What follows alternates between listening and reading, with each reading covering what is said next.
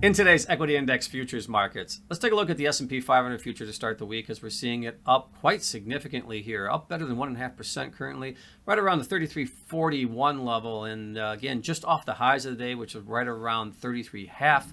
And three-day rally now, third consecutive day higher. And today's rally was certainly outpacing the previous 2 days, and now currently trading at the highest level in about a week and a half. You have to go back 7 trading days to see us at this 33.40 level. And I think when you look at some of the driving factors, I think first you have to point to the global strength overnight in the equity markets. Started in Japan, worked its way into Europe, and we did see renewed strength, or continued strength, I guess, as we did see the S&P 500 futures up overnight.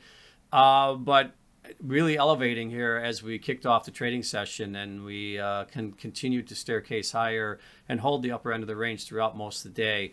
Couple that with the rotation trade, I think that's kind of taking place here as we close out the quarter. I think you are seeing a rotation here, maybe some readjusting of positions, some names that have been beaten down here the last several weeks now coming back into favor. And I think when you look at the equity markets having a nice bounce here to close out the quarter, also we're seeing the metals markets having a nice rebound as well. So looking at the trends in place, I think one interesting thing here is the S&P 500 now pushing back and just closing a smidge above its 50-day moving average. So I think there'll be a tug of war here. But if we can renew the price action above the 50-day moving average here in the coming days as we close out again this quarter, move into the Q4, that certainly would be a short-term positive for the equity markets moving forward. I think the fact that we breached the 50-day moving average and now it looks like we might retake it without too much technical damage to the downside.